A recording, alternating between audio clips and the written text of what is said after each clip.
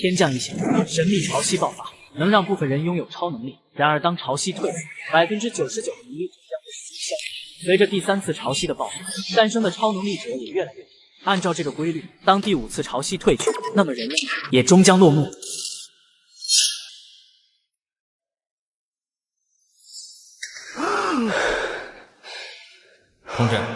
同志，他叫我同志，没有既定的苏醒流程，没有后勤团队。眼前这人甚至不知道我的名字，同志，我既然能安然无恙地站在这里，说明你们没有危险，那流程就可以省了。那就直接告诉我时间，距离第3次神秘潮汐过去多久？中间发生了什么事情？该告诉他吗？毕竟眼前这个年轻人在封印舱里面已经沉睡了1200年了。这就是第3次潮汐的经过。沧海桑田，物是人非，1200年啊！眼前这个年轻人看上去很是平静啊。继续。然而没给人们喘息的时间，命运又给所有人上了一课。第4次潮汐它来了，这次它席卷了那个时代整整1000年，直到200年前潮汐退去，活着的人突然醒来，众人发现自己竟然没有记忆，更是找不到任何历史资料查询。城外到处是野生的变异生物，活着都是异常艰难。这是炮弹的时代，活着比死还悲痛。同志，我是第9研究所的所长兼首席研究专家兼后勤部长兼。天，第9研究所就你一个人？不止，还有一个研究对象。合着我也是研究所的一份子。那他呢？我可不是你们研究所的人，我是研究所的投资人，我叫单红衣。嚯，没想到这小姑娘竟然是老板。我叫吴良，1218岁，性别男，母胎单身，肠胃不好，无不良嗜好。活跃下气氛。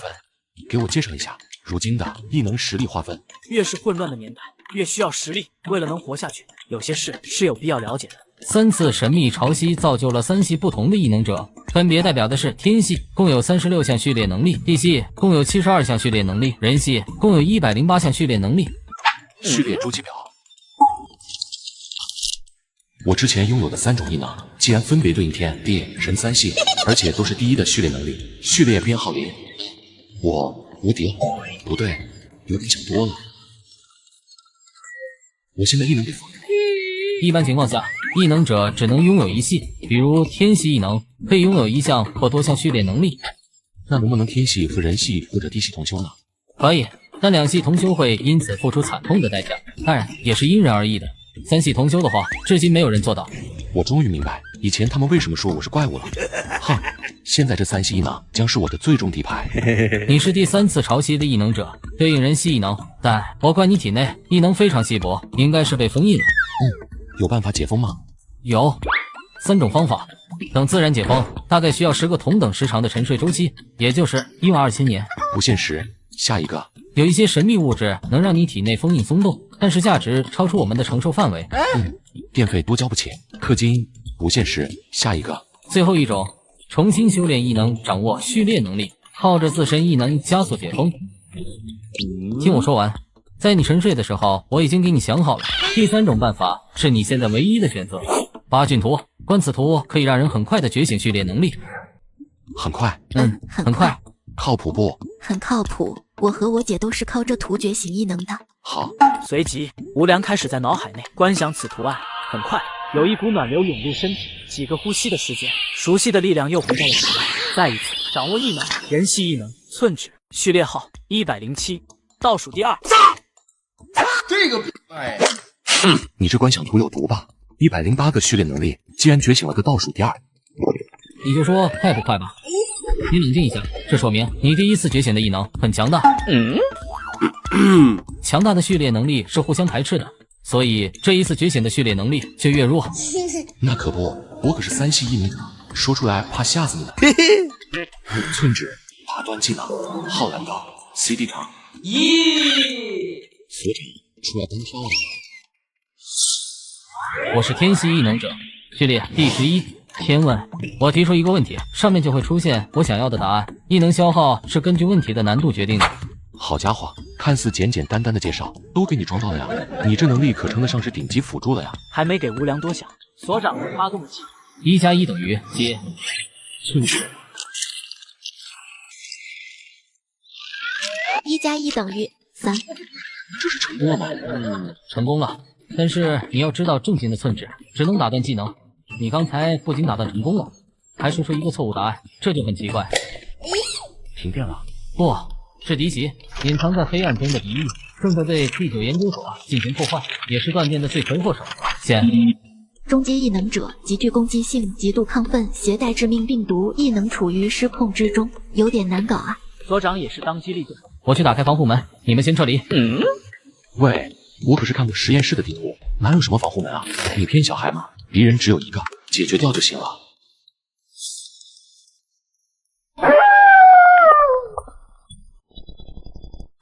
不对啊，天问不是说是异能者吗？怎么是一头狼？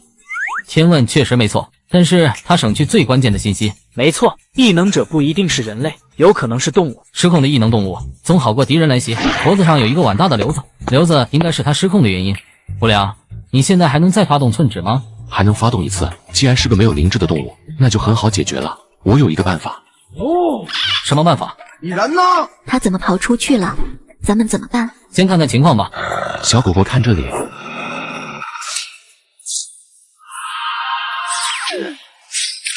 成功了吗？成功了。无良用寸指不是打断血狼的进攻，而是转变思路，用寸指打断了血狼的异能失控。血狼清醒，会不会把无良当敌人吧？无良哥可是很厉害的，不会有事的。怎么就喊上无良哥了？我刚可是帮你解决掉失控了啊，这么不识好歹吗？他刚又用了一次寸指。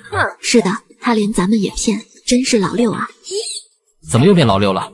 搞定了，收工。哇，无良哥好厉害啊！一会叫无良哥，一会叫老六，这是什么操作？无良哥，你没事吧？没事。现在怎么办？这家伙怎么处理？这里面应该是有异兽晶核，这头血狼应该是误食了非同系的异兽晶核，两股力量冲突，最终导致失控。原来如此。既然异能失控解决了，这头狼就留着吧。无良，你解决的，你负责照看吧。我怀疑所长是因为我骗他使用寸指次数的原因，因而借机报复我。看着老实的所长不会是腹黑吧？不会吧？不会吧？无良哥，你在干嘛呢？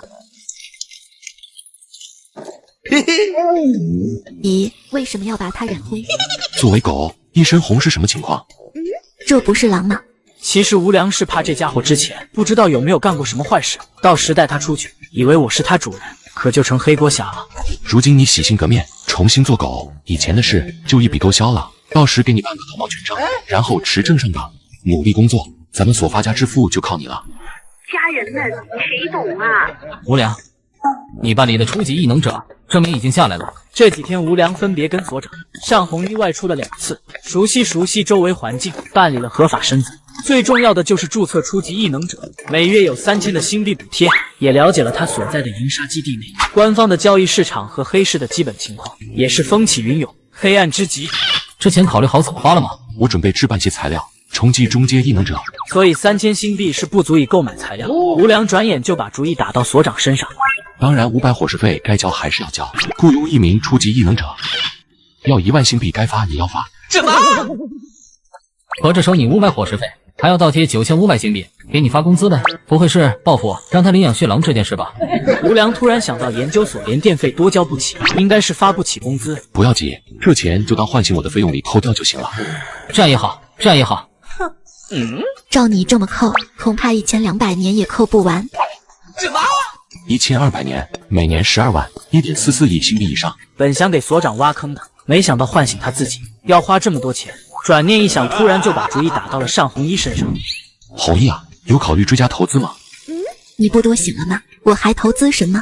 眼光放长远点。无良边说边掏出一块大饼，递给单红衣，3-5句话就把小萝莉绕晕了。最终单红衣答应拿出一笔钱借给无良，作为他的启动资金。你省着点花。放心，不会让你亏的。到时我成为中阶异能者，挣的比现在多，到时再找你借。合着你是没打算还钱？所长，我去趟银沙基地买点东西。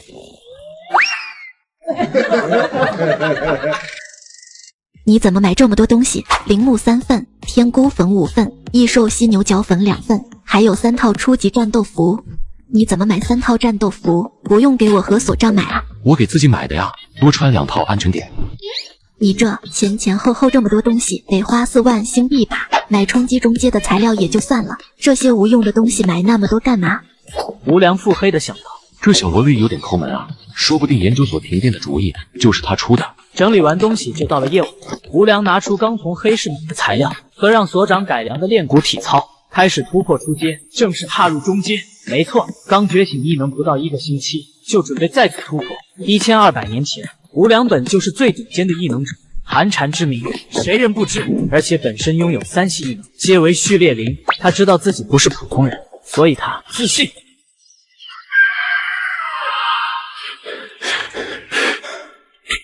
中阶异能者成了，哎，还是太自信了，中间头骨差点碎裂，要不是用寸指打断，卡了波霸恐怕要打脸了。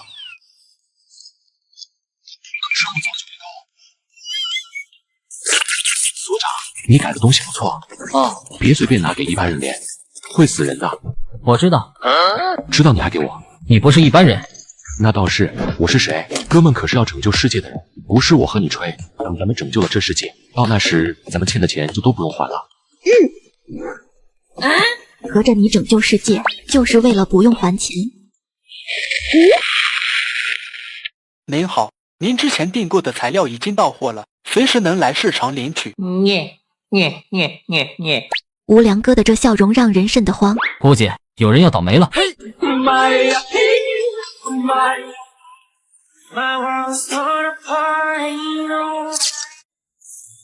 那小子来市场花了4万星币，眼都没眨一下，要不要考虑做个局把他给？他虽然是初级异能者，但我跟过他。那小子住的地方在第9研究所，那地方可是很邪门。你要知道，他买的材料是用来融合异骨的，如果能在他脑袋里发现异骨的雏形，咱们可就发了。但小心点总是没错。大哥，做干净点。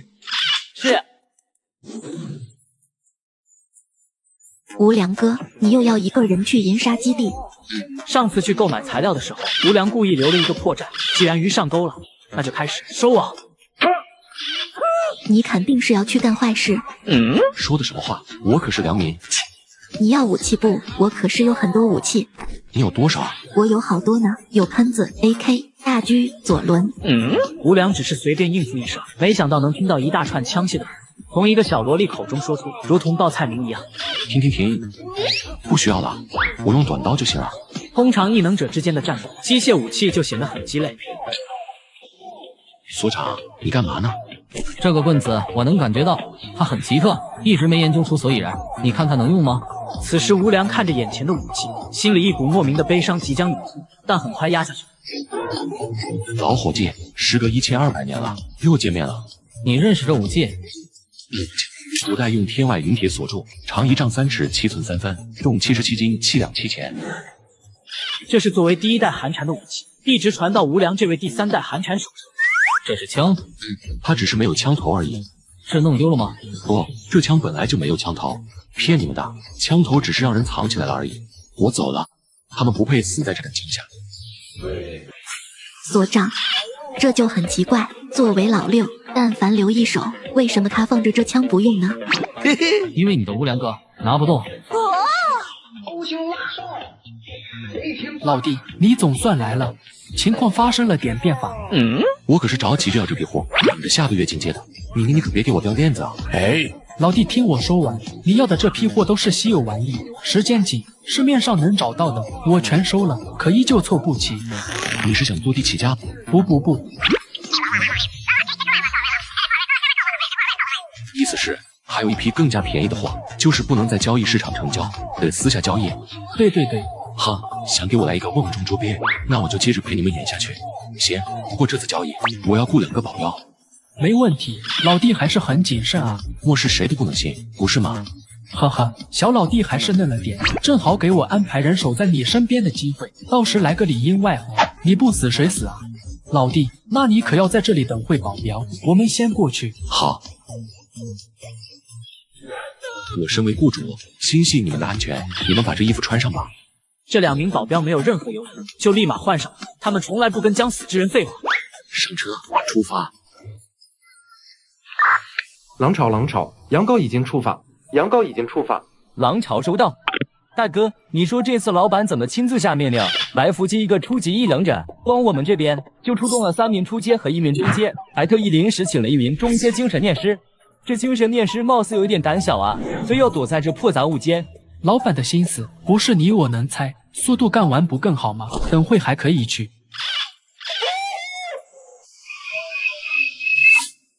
到了，咱们进去吧。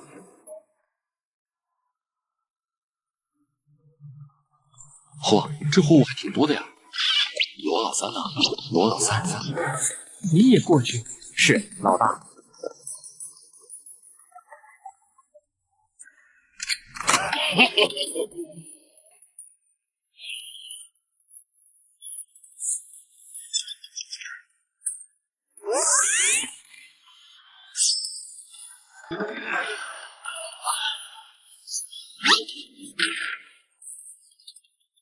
好机会！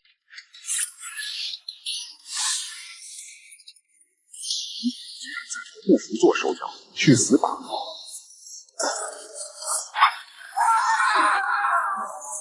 在想什么呢？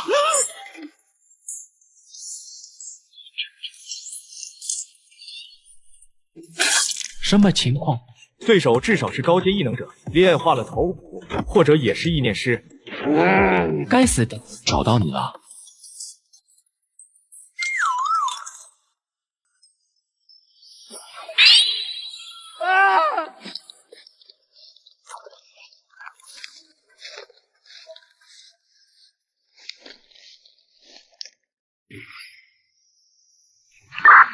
A3小队抵达现场，异兽消失不见，仓库里只有5具尸体，尸体都有异兽撕咬的痕迹，死因不明。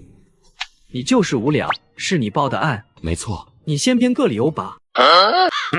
不是，讲讲具体经过吧。然后一只失控异兽忽然闯入，对罗老三等人发起袭击，我趁机躲起来，同时报案，直到你们赶到现场。哼，像你这样的人我见多了。黑吃黑，扮猪吃老虎，倒打一耙，说话虚虚实实，一看就是老油条了。队长，我可是良民啊！我就是奇怪，你为什么要报案？一个能在3分钟杀掉3名初阶和1名中阶的人，至少是个有匹敌高阶异能者的战力。这样的强者，只要不报案，不会有人报复他的。他还能收获一仓库的货物。我来这里并不是交易走私品的，我是来寻找走私线索。事实上，我在交易市场留了一封实名举报信，在报案时也提到了这里的情况。呵呵，你又不是我们自己人，你图什么？不是说举报就能得到一笔不菲奖励吗？没一句真话。一仓库的违禁品价值超过1000万新币，你不眼红吗？这里谁都眼红，包括我上面的人。还是那句话，我是良民啊。你知道死的人都是谁吗？这里又是谁的地盘吗？愿闻其详。他们都是茶博士的人，这仓库也是茶博士的仓库。我不知道茶博士为什么要袭击你，我更不知道他为什么失败了。但我很清楚，如果你今天不报案，你们之间还有缓和的余地。哪怕你把这仓库的货都抢了、烧了，茶博士都不在乎。可你报案之后，我们把这里查封了，你和茶博士之间只能活一个。希望活下来的是我。你觉得你很幽默？认识我的人都这么说。看来你是知道茶博士是什么人，也知道他背后是谁。小兄弟，我也是公事公办，这样对你也只是表个态，说明我和你不是一伙的。我可不想掺和你们的事，毕竟咱们无冤无仇，是不是？我先走了。队长，按照规定举报走私违禁品的奖励。统计后有人会联系你。还有2个保镖身上的战斗服也能报销吧？还有，停，你不用和我说这些。自然会有人和你核算的。小队长是越来越看不懂眼前这年轻人，沉声说道：“无良，你想干什么都行，但是请不要把我也牵扯进去，其他事我可以不管。”我走了。队长慢走。队长，有新情报，说10分钟前茶博士死了。什么？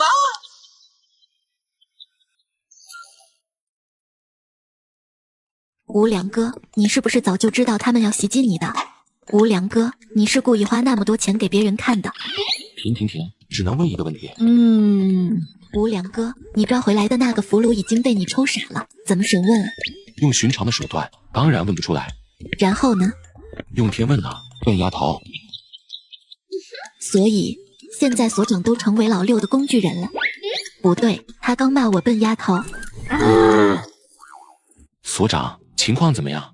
他的伤势恢复得很不错，头骨粉碎性骨折，一骨退化，但性命保住了。无良这一巴掌废了对方不知道多少年的苦修。他叫南宫小新，高阶意念师，人系异能者，序列能力第66。混乱，路过银沙基地，受茶博士邀请，收取了30万星币参与对你的伏击。所长又说了一些无关痛痒的细节，就这些了。但是你得知道，无良，自从你用寸指打断天问之后，天问就很奇怪，天问提供的信息很准确，却隐藏了最关键的信息。发生一次是巧合，如果发生第二次，就会很容易形成误导，就像上次血狼南袭一样。我知道你意思了。说到底根源在茶博士身上，看来要找机会和他聊聊了。茶博士死了。怎么死的？不是你杀的。别诽谤我呀，我杀人会留名的。听说命案现场尸体倒在血泊中，墙上写着5个大字：杀人者寒蝉。无良内心震惊了一下。我说我不是寒蝉，你信吗？我信。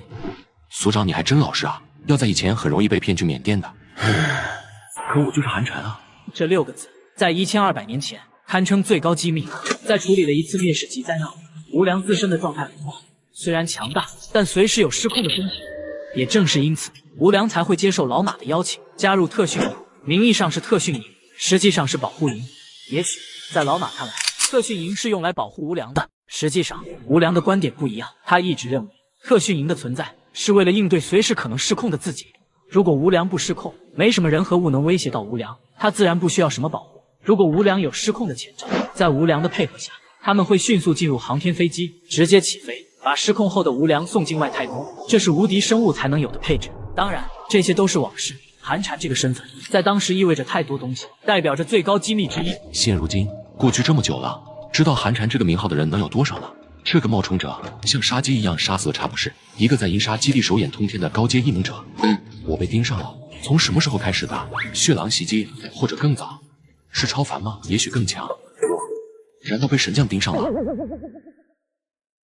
天灾末日降临，无良身为华夏最强者，在沉睡了1200年，醒来发现力量却被封印了。糟糕的是，还有股神秘组织盯着。我操！真当我是来世的？所长，我苏醒这件事有多少人参与了？我需要知道前因后果。我本来是第12神将，在一次遗迹探索中，意外发现了神秘潮汐的线索。我说停，所长，你刚才说什么？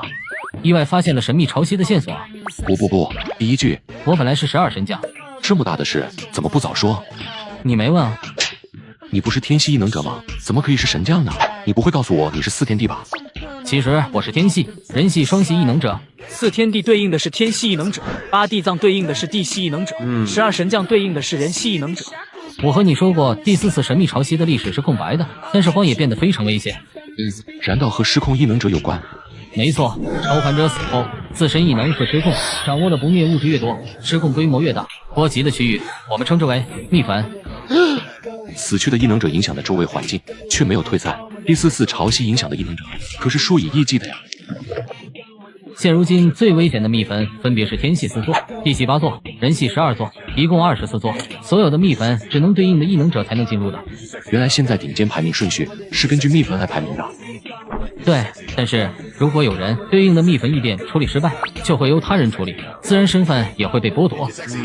原来如此，你继续。有一次，所长一同和4天地处理秘坟的时候，引动秘坟的特殊规则，激发了他最强的天问。他不假思索地问出在他心中思考多年的一个问题：我问这天，如何才能救世？结果我得到一个秘坟的坐标，在2位神将的帮助下破解了这座秘坟。你就是在那里被挖出来的。所以你们把我当救世主了？所长，可能要让你失望了。在我们那个年代，有这么一句话：从来没什么救世主，把希望全部放在一个人身上。这是英雄历史观，是唯心主义历史观，是狭隘的、片面的。伟人曾说过，人多力量大，每个人都可以是自己的英雄。所长，我感觉无良哥好高大上。当年我教官这么和我说的。原来是抄的。我教官也是听他父亲这么和他说的，他也不是原创。教官也抄了。所长，我还不知道你叫什么名字呢。我自从那次用了天问后，我的名字就给彻底夺走了。不止剥夺了所长的名字，连他有关的痕迹都被抹除了。真是个操蛋的时代。所长，我无良正式邀请您加入002计划，希望您能协助我完成该任务。两只来自不同时代的人，在这一刻正式相望。我掌握天系天问，人系善变。由于透支使用能力的缘故，如今两项能力差不多都是高阶的水平。话说回来，所长作为我现在最信任的人，战力还是差了点，看来要迅速搞钱，增强实力了。我有一个朋友是寒蝉，如今有人假冒他的名义在外杀人，这是诽谤，赤裸裸的诽谤，后果很严重。不是你朋友吗？怎么比诽谤你还激动？在无良那个年代，我有一个朋友隐晦代表他自己。你们俩这就开始心有灵犀了，那我走。无良不知道打什么主意，贱兮兮的看着单红衣。红衣啊，哥哥我这次出去发了一笔横财，一共赚了40万新币。所以你要还钱了？借钱哪有不还的？你看你无良哥我1周时间就赚了40万新币，就我这赚钱能力，你难道不想再多借点钱给我？借得多你才赚得多呀！你要不再借我200万，我每月还你利息10万，双赢啊！你先听，别拒绝，我可是在外面拿命赚钱，赚回来的钱全都还你利息了。这说明啥？我在拿命给你打工呀！哥们，我会拿自己的命开玩笑吗？开玩笑，我很惜命的好不好？听着无良忽悠，单红衣感觉脑袋摇摇晃晃的，可仔细琢磨，他悟了。他觉得这是钱生钱的买卖，必须支持。可我现在只有80万新币，无良哥，我借你200万新币，我先给你写个120万的欠条。这下给无良都整不会了。不急，我的钱就先放在你那，你也不用担心，利息我照付，按200万利息付。那行，我一定会帮无良哥哥把钱看好的。这钱本来不就是单红衣的吗？怎么给了80万新币，还要给无良打欠条？